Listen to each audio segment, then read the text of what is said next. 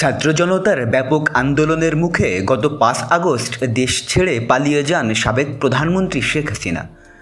ওই দিন ভারতের রাজধানী নয়াদিল্লিতে আশ্রয় নেন তিনি। কথা ছিল দিল্লি হয়ে বোন শেখ রেহেনার সঙ্গে যুক্তরাজ্যে চলে যাবেন তিনি, তবে সেই সুযোগ এখনও পাননি তিনি।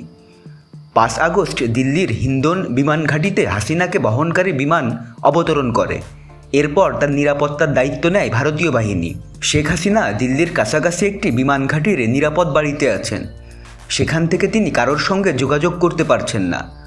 প্রধান উপদেষ্টা ডক্টর মোহাম্মদ ইউনূস শপথ গ্রহণের পর মোদির সঙ্গে যখন প্রথমবারের মতো টেলিফোনে কথা বলেন, এরপর হাসিনাকে একটি নিরাপদ বাড়িতে নিয়ে যাওয়া হয়। মোদি ইউনূসের কথোপকথনের কয়েক ঘন্টা পর হাসিনার যোগাযোগের সব ডিভাইস বিঘ্ন ঘটে। এরপর থেকে তিনি আর কারোর সঙ্গে যোগাযোগ করতে পারছেন না। হাসিনার ওই বাড়ির বাইরে যাওয়ার অনুমতি নেই, এমনকি ঘাঁটির ভেতর সেনাদের জন্য থাকা একটি সুপার শপেও যাওয়ার সুযোগ পান না তিনি। অথচ তার বাড়ি থেকে সুপার শপটিতে হেঁটে যাওয়া যায়। শেখ হাসিনার মেয়ে সাইমা ওয়াজেদ বিশ্ব সংস্থার আঞ্চলিক পরিচালক হিসেবে দিল্লিতে অবস্থান করছেন, কিন্তু তিনি এখন পর্যন্ত তার মায়ের সঙ্গে দেখা করার সুযোগ পাননি। যদিও শেখ হাসিনা ১ মাস ধরে দিল্লিতেই আছেন। শেখ হাসিনা যখন ভারতে পালিয়ে যান তখন তার ছেলে সজীব ওয়াজেদ জয় জানান তিনি দিল্লিতে গিয়ে মায়ের সঙ্গে দেখা করবেন, কিন্তু জয়কে দিল্লিতে আসতে বারণ করা হয়, কারণ তিনি এসে দেখা করতে পারবেন না।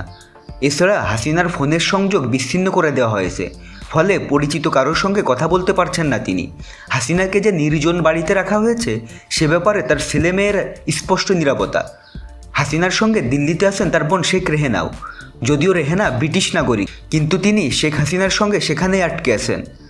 শেখ রেহেনার মেয়ে টিউলিপ সিদ্দিক যুক্তরাজ্যের আইনসভার সদস্য এবং জুনিয়র মন্ত্রীর দায়িত্ব পালন করছেন। তবে টিউলিপ যুক্তরাজ্যের সরকারকে তার খালা হাসিনা ও মা রেহেনাকে সাহায্য করার জন্য কোনো অনুরোধ করেননি বলে প্রতীয়মান হচ্ছে। তবে টিউলিপ নয়াদিল্লির ব্রিটিশ হাইকমিশন থেকে কোনো সহায়তা চেয়েছেন কিনা সেটি এখন স্পষ্ট নয়। তো বন্ধুরা, ভিডিওটি নিয়ে কোনো মন্তব্য থাকলে কমেন্টে জানান, আর আমাদের চ্যানেলে নতুন হলে সাবস্ক্রাইব করুন। ধন্যবাদ সবাইকে।